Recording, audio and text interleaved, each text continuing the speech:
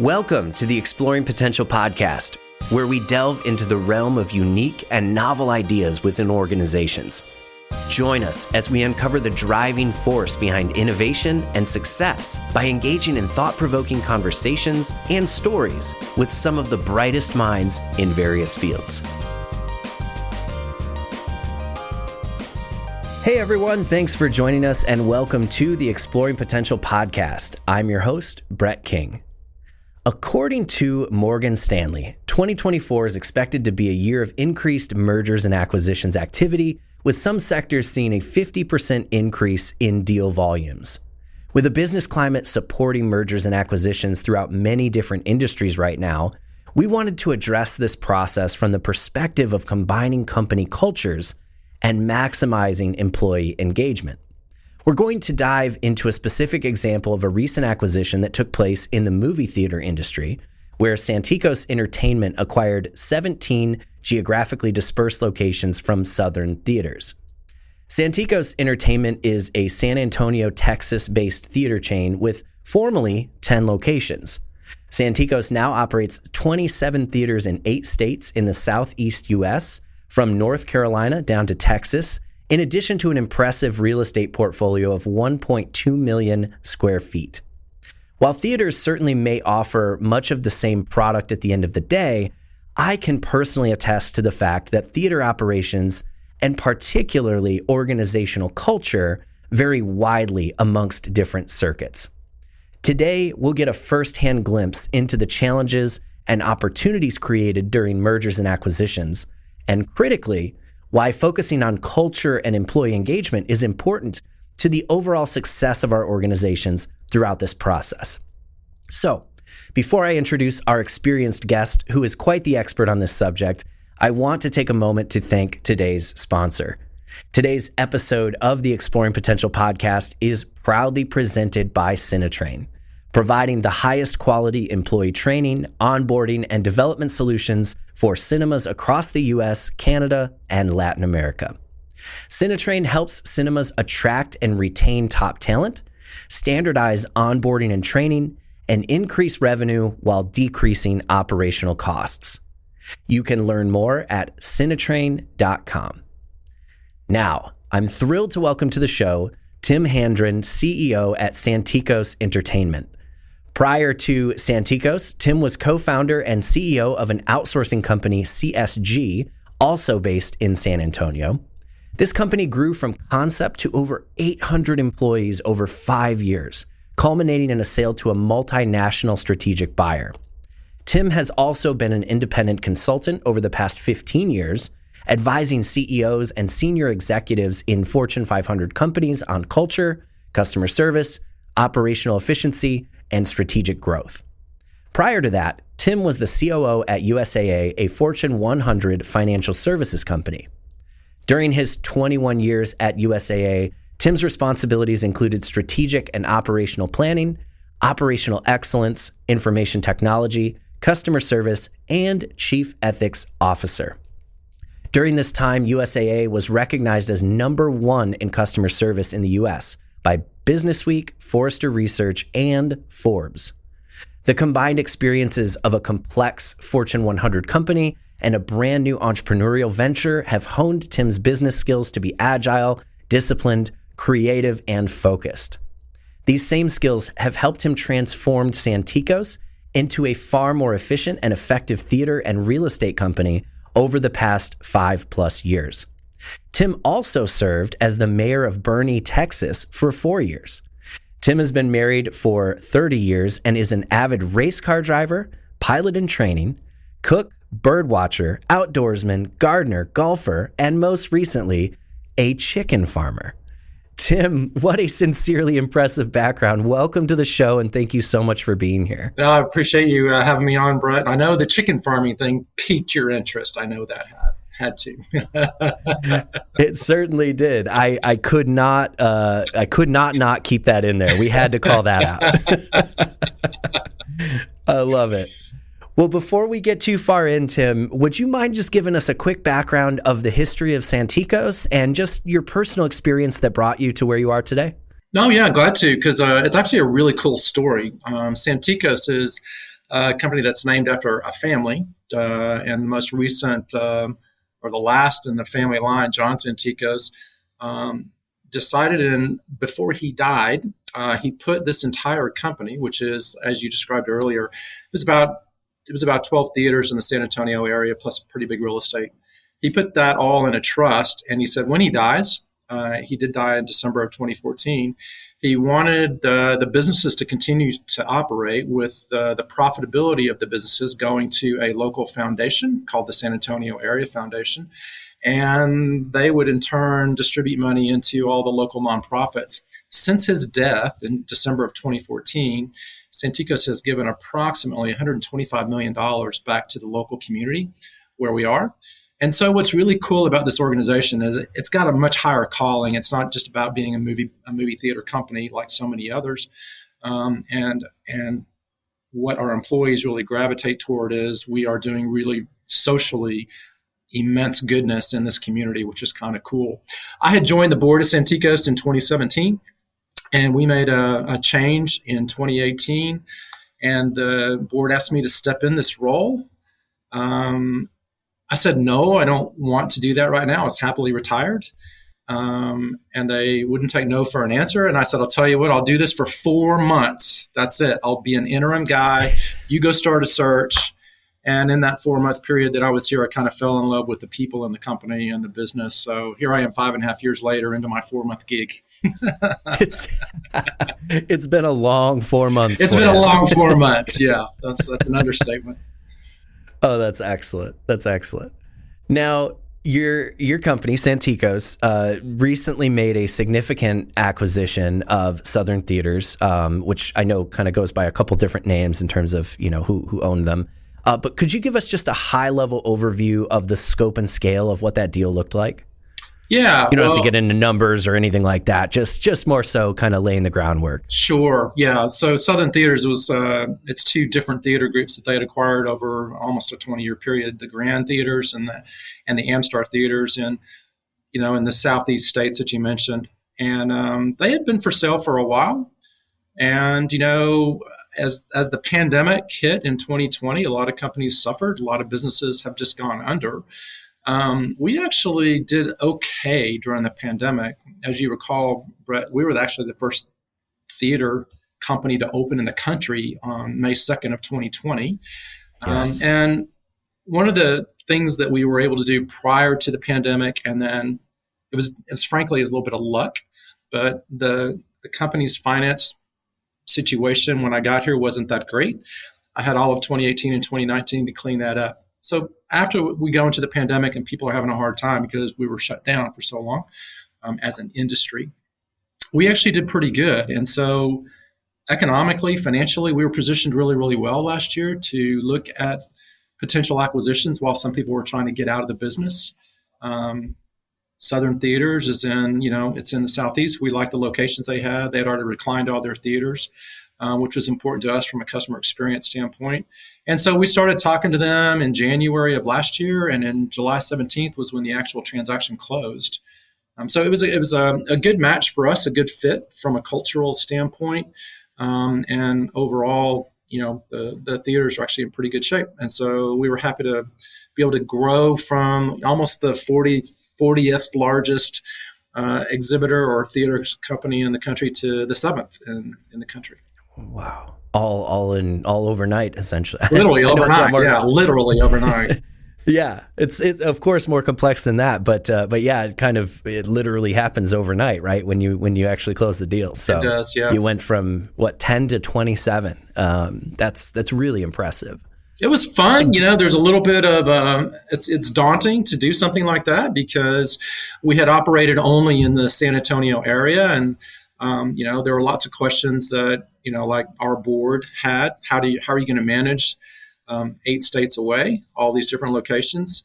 And the answer was kind of simple. Well, we're going to keep the management team in place that has been doing it. And so not that I have to figure it out. We'll keep all the folks from facilities management and all the other things that were going on. We kept almost everybody on staff. And so it felt good as we went into it, felt pretty confident. And then 2 weeks after we closed was when Hollywood went on strike for the next 6 months. It was great timing. man. Oh, nothing like that timing right there. Oh, jeez. Yeah, I'm an Irishman. I thought I was lucky. Once we got into that situation, about 2 months after the strike started, July, September, October, I said, we're going to have to switch gears now because we can't just leave things as is. This is going to be a pretty rough.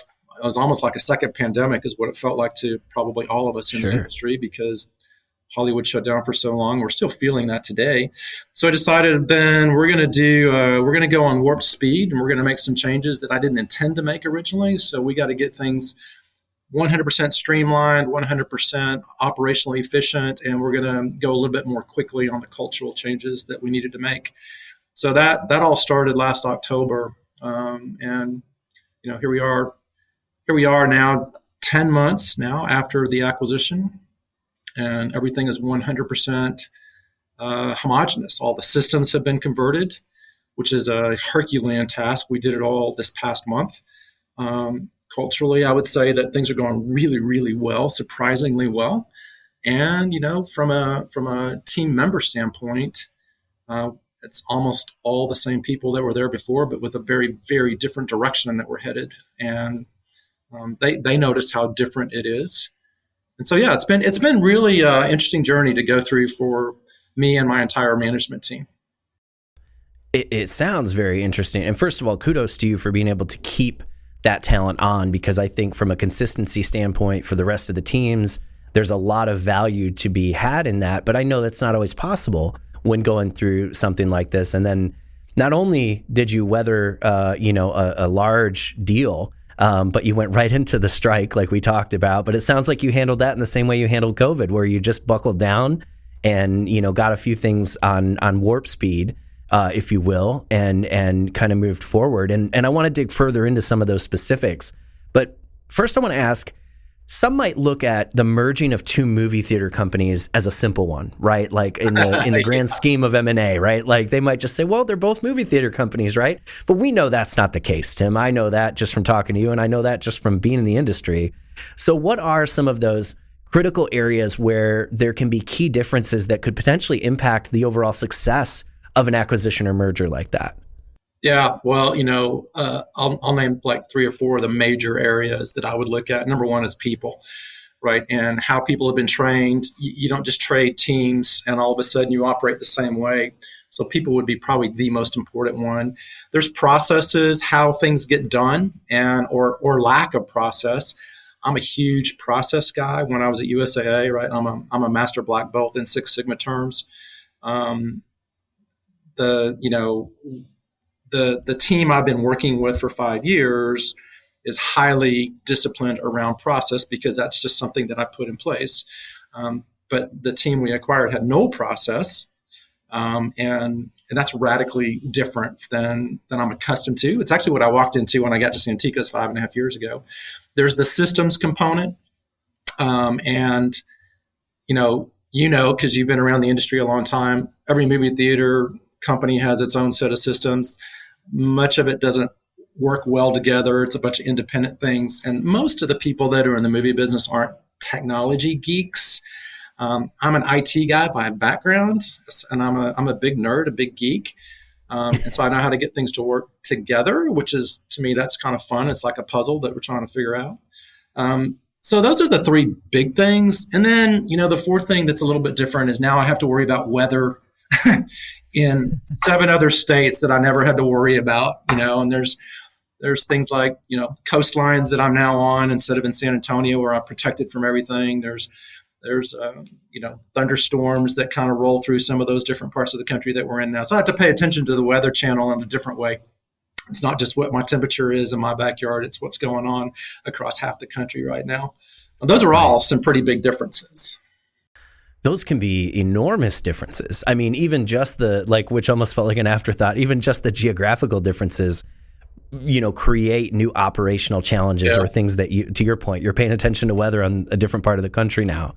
But I think these other things are really industry agnostic. You mentioned people, process, and systems.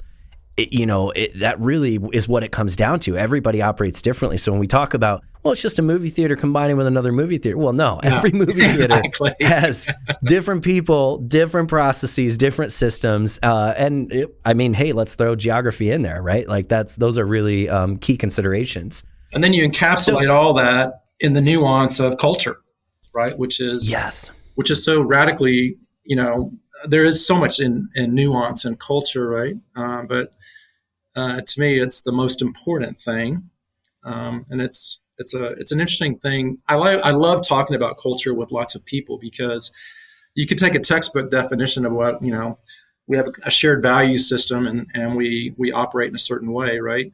But to me, culture, there's so much to it that's small. Like I'm in a T-shirt today, and you think about culture and cultures around the world, not business cultures, but we dress in certain ways, right? And that says something, right? And when I first got here, and the company we acquired, they were all wearing, old stodgy kind of stuff. And I said, hey, this is a movie theater. Why aren't we just wearing T-shirts around and have movie themes in our T-shirt? That's more fun to me.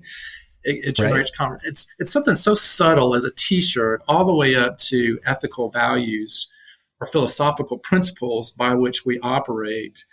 That's a broad topic. I could talk about culture for days and days and days, because it's so critical to our success. I love that you brought up culture, because that's exactly where I was hoping to go next. And Tim, that was when you and I first met, I think our conversation we railroaded the conversation we had. We were on with another gentleman, and I think you and I were just nerding out about culture. And from that conversation, I was like, Tim, you and I need to stay close and in touch, and because we seem to value a lot of the same things. For the purposes of this conversation, because I do want to talk about the combination of cultures. You already started doing this, but would you give us just a quick definition of how you would define company culture in this, from this perspective that we're talking about? Yeah, I mean, and I actually do this with all my management team on a pretty regular basis. But fundamentally, it is that shared value system, that shared belief system, again, by which we are going to make decisions and how we're going to treat each other.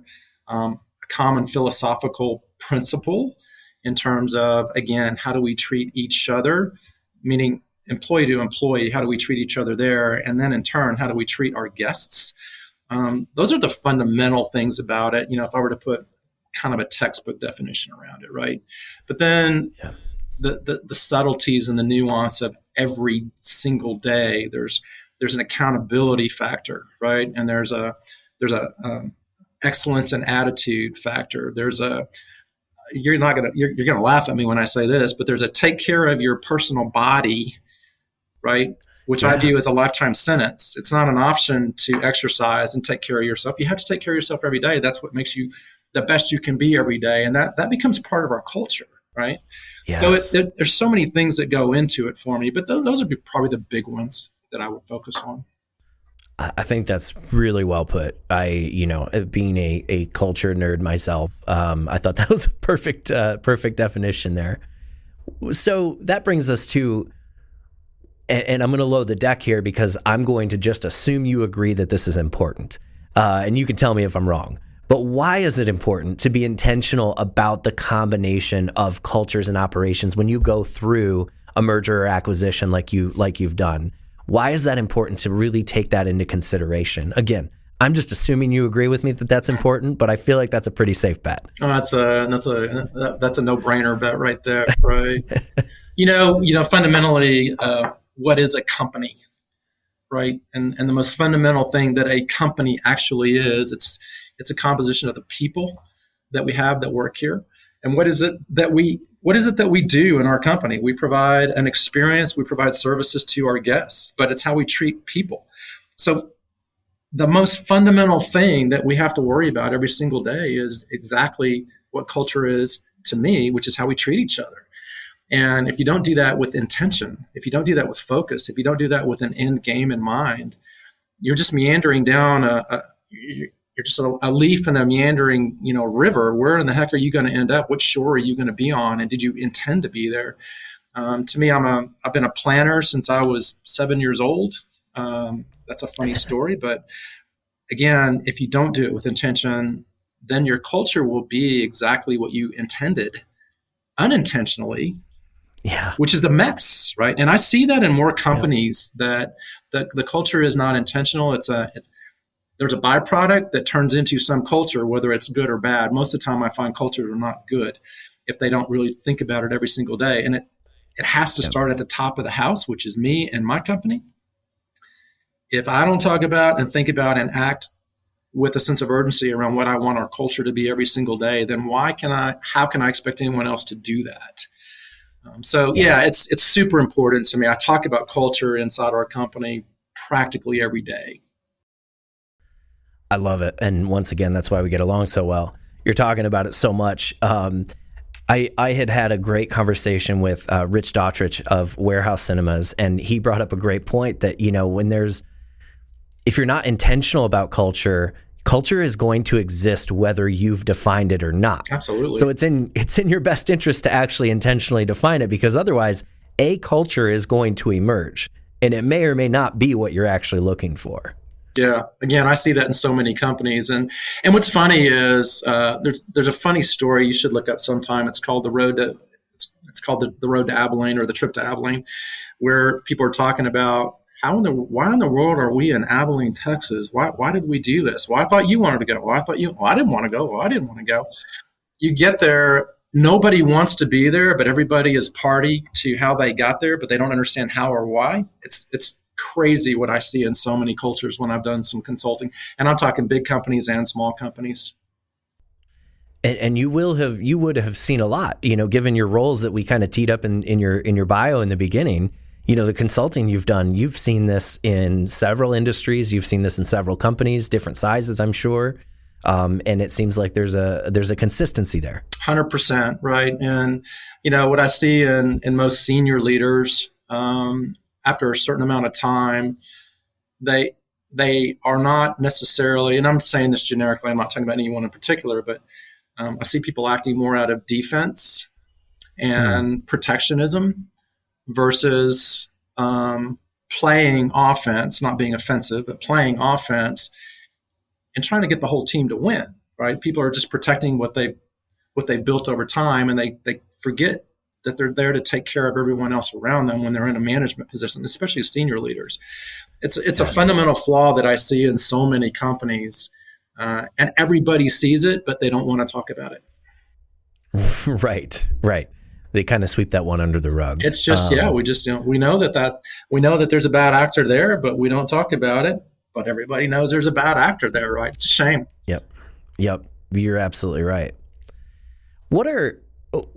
Having just gone through this process, what are the biggest challenges when bringing two completely, I don't know how completely different they were, but bringing two different cultures together? Because you clearly, you had established one at Santikos original before the deal. What were the biggest challenges of bringing the new theaters on board with the culture that you have built that is thriving at Santikos? Yeah, it's an really interesting question, because it generally, depending on the size of the company, right, it may take anywhere from 1 to 4 years to inculcate a culture. And it's not to say, hey, you guys have to be like us. It's finding the best of, right? And so what I started doing with the management team that we acquired, we started having conversations just about expectations. And because if you don't state expectations, then the assumptions will start being made, right? And the company that we acquired had been owned by a private equity firm, and they weren't really in the business of customer experience. They were in the business of making as much money as they could for whoever their investors were.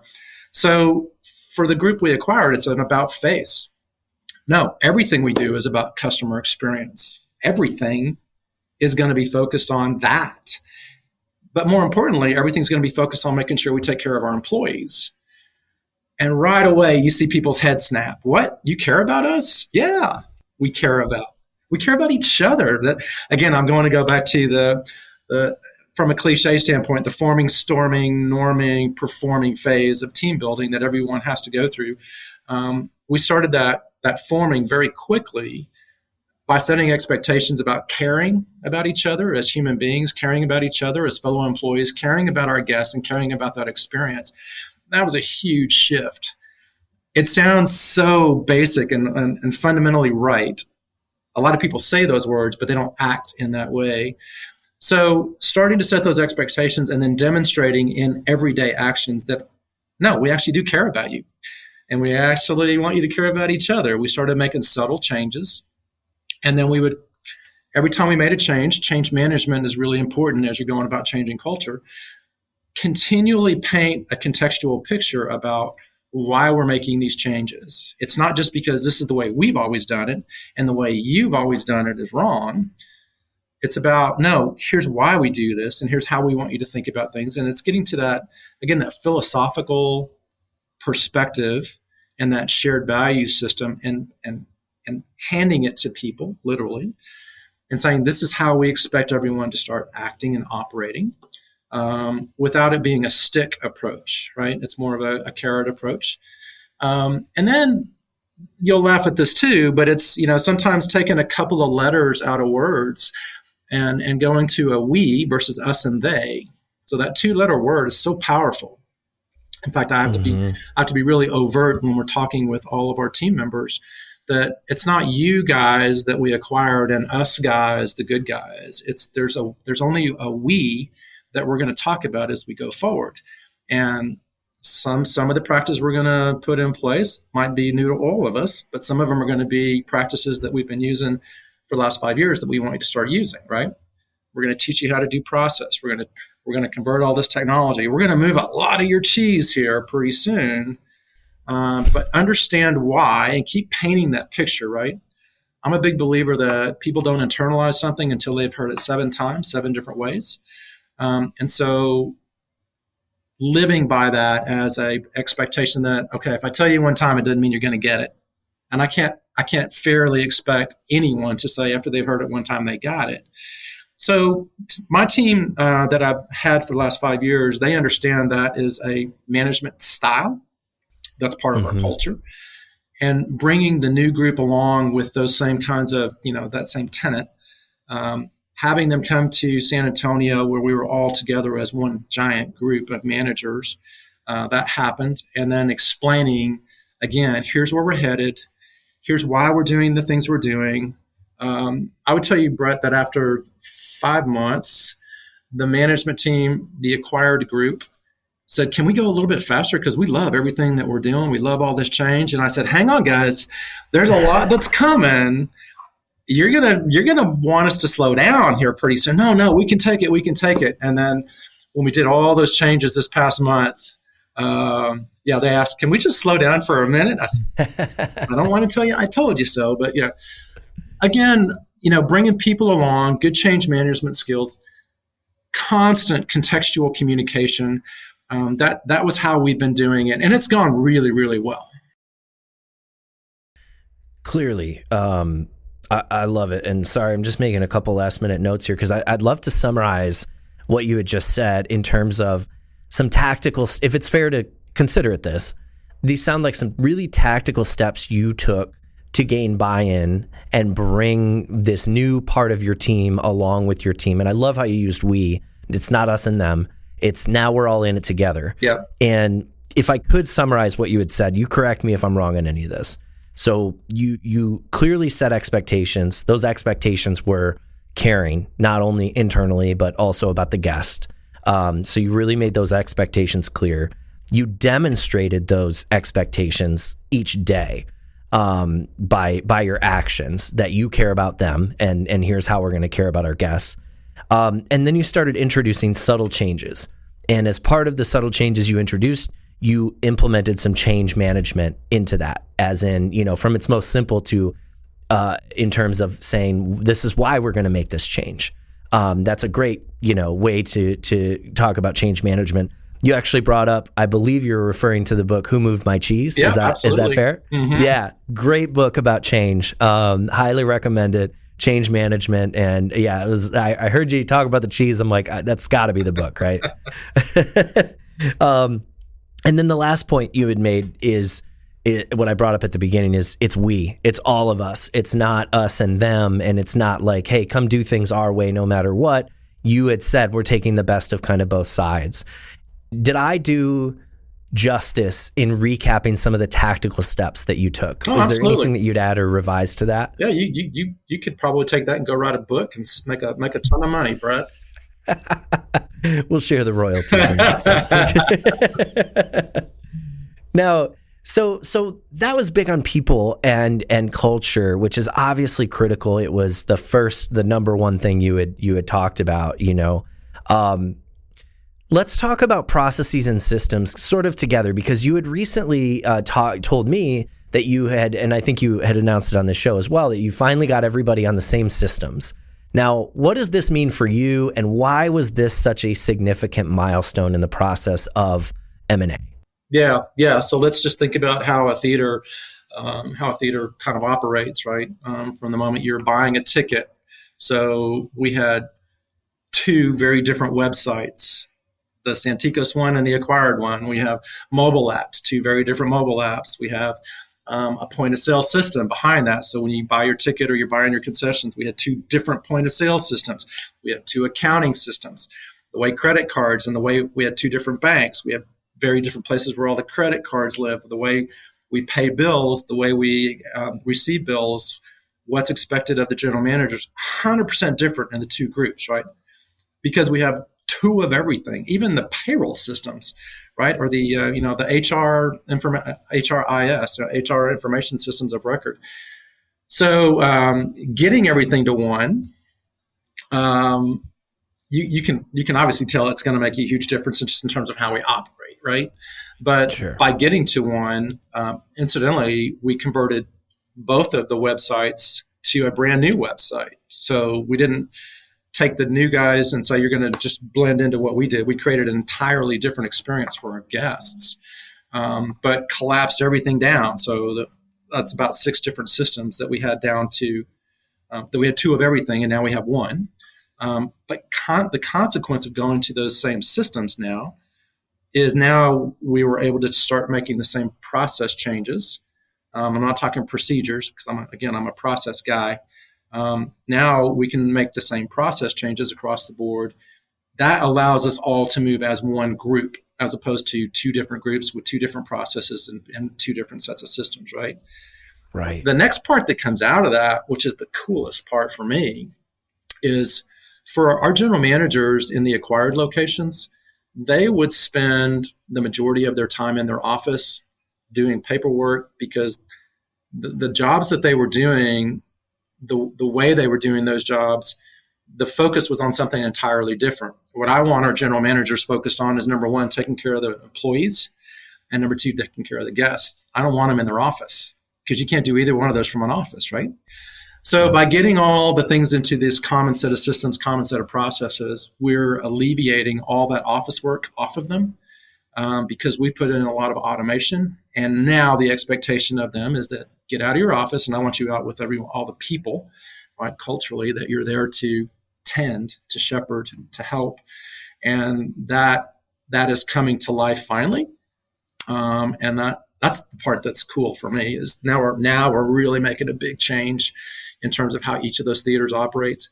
We look at Net Promoter Score, by the way. I know you're familiar with that. That's Fred Reichheld is the inventor of that. And one of the very first places he tested that was at USAA when I worked there. So I'm a huge fan of Net Promoter Score. The Net Promoter Score of the acquired group was in the low 60s when we acquired them. And if you know anything about Net Promoter Score, to move like 2, 3, 5 per points on that scale is really hard. Today, year to date, the acquired group is at a 72. Net Promoter Score, which is a very good number. You made a jump. Yeah. And so it's not, I didn't make a jump. What allowed that to happen? Why is the guest experience that much better? It's the same people. It's the same theaters. What's different? It's the attitude. It's the culture that they feel when they're inside those theaters. And if the guests can feel it, wow, it's a pretty monumental move, in my opinion. And who gets the credit for that? The team members inside each of those theaters. I'll take a little credit because we're bringing them along in a way that's a different way, a radically different way than they're accustomed to, of thinking about taking care of employees and taking care of guests, right? But so that it's a little bit of a long answer to your question. It wasn't about changing the systems. That's pretty boring. It's the cool part. That's the end product of this, is freeing up the manager's time, having one common way to do everything, with the emphasis being take care of your employees and take care of your guests. Get the systems out of the way and get the processes out of the way. It's pretty cool. Right. And the faster you can do that, not that you want to rush the process, but it seems like the faster you can do that, the faster you can have much more impactful productivity from those leaders and within both sides of the organization. 100%. Which starts to melt away. I don't even like saying both sides of the organization, because you've been so intentional about, hey, it's all one. But taking them and bringing them together allows for so much more efficient production and effectiveness of operations. Yeah, absolutely. So it makes sense as a priority. Yeah, awesome. And you started a perfect segue, because I wanted to ask very intentionally, taking it from an external perspective, how do you take into consideration guest experience throughout a process like this, where you're taking two companies, bringing them together? How do you consider the guest experience throughout that whole process? Yeah. So again, Net Promoter Score is one way that we look at measuring, guest satisfaction, guest experience, all that other stuff. The other thing is putting in place aligning our value system around the employees and the guests with the bonus program that's in place. So that all got put in, and that was all very new ways of thinking about things for the acquired group, because they were told, squeeze a nickel out of a penny and give it back to the owner, right? We're actually spending money investing in those theaters, in those people, in training programs that they'd never had, and getting that across the board to result in a good guest experience. And so we talk about that with a lot of regularity, what a guest experience should feel like, right? People are getting out of their house, they're going to a movie theater for a wonderful escape from their life. And it starts with the most basic thing, and I use this phrase all the time. All I ask of every one of our employees, it's super simple. And every employee gets the same video and the same ask from me that joins the company. Look people in the eye, smile, and say hi. That's all you have to do. And you already make a huge difference, right? Yeah. Versus so many places or so many companies that I know that you walk into, that I walk into, we observe the employees and we can see, their heads down, their faces in their phone, they don't smile, yeah. They're not happy to be there. You feel that as a guest, right?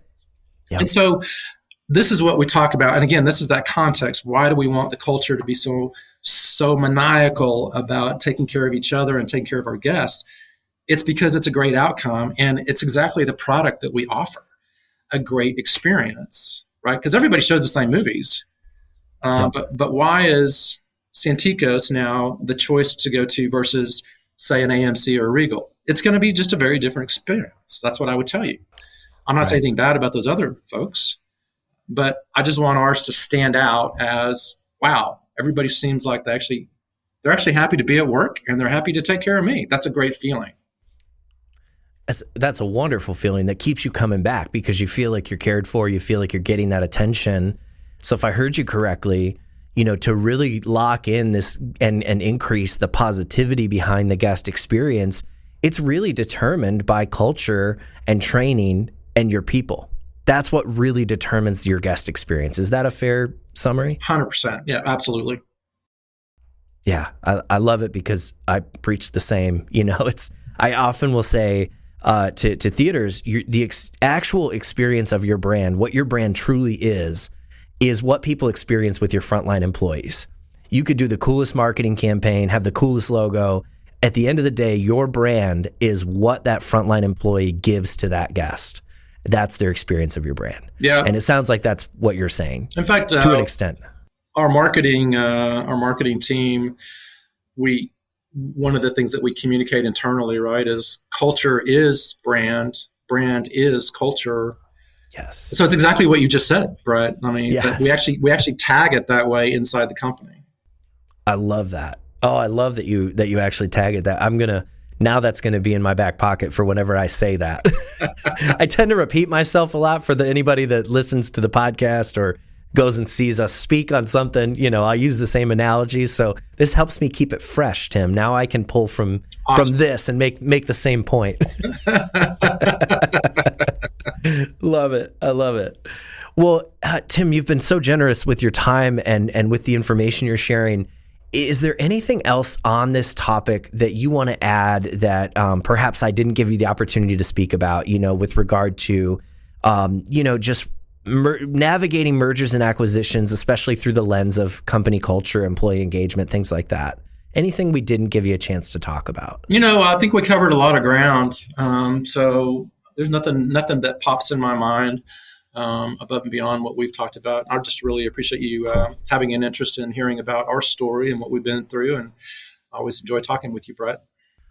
Oh, the feeling is very mutual. And yeah, I can't thank you enough for coming on. And we did cover a lot of ground. And at the same time, I feel like we could just keep rolling and you and I could keep going all day. But I don't know. I feel like our listenership at some point will drop off. So, we better be fair to them. Well, as a thank you, Tim, for sitting down to speak with me today, I kind of gave you a warning about this. This is the part where I like to pause the show and just give you a few moments to plug whatever is most important to you right now.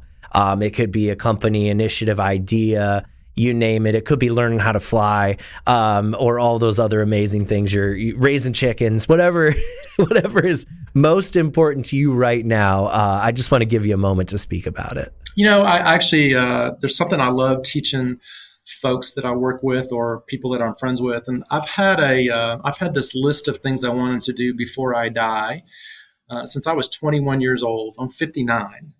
And somebody challenged me, write down a list of 100 things you want to do before you die. But every time you cross one off, you have to add one back. And I've kept that list alive since I was 21. I look at it every year. It keeps me driven. It keeps me having a purpose-driven life, if you want to go down another book that was fun to read. And it's forced me to do things that, I forced myself to do things that would be easier just to sit on the couch and watch, streaming video for hours on end, but I actually get out and do a lot in life. And if you've never done that, it's really hard to write down 100 things that you want to do before you die, by the way. It's forced me to travel to 55 countries in the 30 years that I've been married to my wife. It's forced me to get my pilot's license at 59, that I wish I had done it when I was younger. It's forcing me to, I say it's forcing me. It keeps me driven. It keeps me goal oriented. And it just makes my life very broad, challenging, fulfilling. So just from a philosophy standpoint, I've got a ton of people in my office have done it. They've taken that challenge on, and they've come back to tell me sometimes weeks, months, or years later what a difference it's made in terms of setting goals, aspiring to be a better person, aspiring to do things that push them beyond their comfort zone. So that's always been important to me. I love that you shared that, Tim, and I appreciate you sharing that, because I feel like that is something that so many of our listeners can really take and grab onto. And I mean, I wrote it down. I'm going to do it. I'm going to take you up on this challenge here, and I'm going to do it. Just because I look at, we haven't known each other that long, but long enough where I've gotten a really good sense of you and what you've gotten to do in your life, traveling. You've told me about some of the exotic places you visited, some of the exotic foods that I'm not sure I'm brave enough to try, that you've shared with me that you've done. And it just seems like you are living such a fulfilled life, Tim, and I'm so happy for you for that. And if this is one of those secrets to get you there, I encourage everybody to do exactly this. Like, let's all follow Tim's advice. I'm going to do it. I'm going to write the 100 things down. And you said the rule, right, is you accomplish one, you got to add one. Is that so? Yeah. There's always 100. There's always 100. It's not. Okay. The Bucket List movie came out, and he was crossing them off before he died, right, and then he died or whatever. But this isn't that kind of a list. I call it my death list, but it's actually I call it my live list. Live list. There you go. I like that. The live list. All right. We got some great advice from Tim there. That's perfect. Tim, I can't thank you enough for taking the time. It's truly been a pleasure. I have to warn you, this may not be the last time I want to have you on this podcast as a guest. So, hey, anytime, Brett. I always like fair warning. Feeling is very mutual. So I want to just do a quick recap because Tim, I think, provided us with some real good gems. Just a couple recaps of some of the highlights that we talked about. And there's so much more. So please just rewind and listen to this episode again. But a couple of the key considerations when going through merger acquisitions, the list that Tim had brought to us was, number one is people. And then we're looking at processes, systems, and I think geography. Let's keep it on the list. I know that was somewhat specific to this situation, but for any merger and acquisition, if you're acquiring a company with different locations or multiple locations, like geography is a consideration. So these are some key considerations to pay some extra attention to. Now, some of the tactical steps that Tim and his group took in terms of combining company cultures. So we did recap this a bit earlier. I'm going to do it again. Set expectations. In this case, Tim's group set expectations of caring internally and externally. Demonstrate those expectations each and every day. So it's not just talk, but we want to actually show up in that way that we're talking about. Start to introduce subtle changes while utilizing change management tactics. A very simple one would be explain the why behind the change. If you do nothing else in change management, explain the why. If you want to take it a step further, have your entire group read Who Moved My Cheese. Great business book, especially in times of change. And then having a we versus us. So when you're bringing two groups together, it's not group A who has acquired group B. It is now a complete us. And really keeping that in the forefront. These are some of the tactical approaches you can take to really bringing your people along, getting that buy-in and combining cultures. Tim, real quick before I wrap up, did I forget anything? How did I do on the summary there? Oh, you did a great job as always, Brett. I think you nailed the key points. Again, with so much nuance blended in all of that, right? Of course. It's not as simple as just a list, right?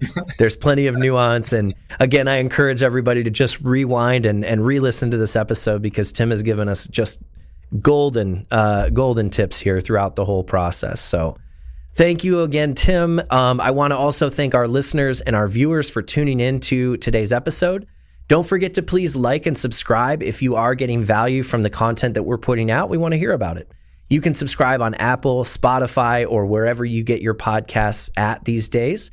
Please give us a rating and a review while you're there. We want to know how we're doing. You can also watch, like, and subscribe on YouTube. Please visit exploringpotential.com for more information about our team and the work we do, as well as cinetrain.com to learn more about the work we do specifically in the cinema and entertainment space. And with that, I hope you all have a wonderful rest of your day.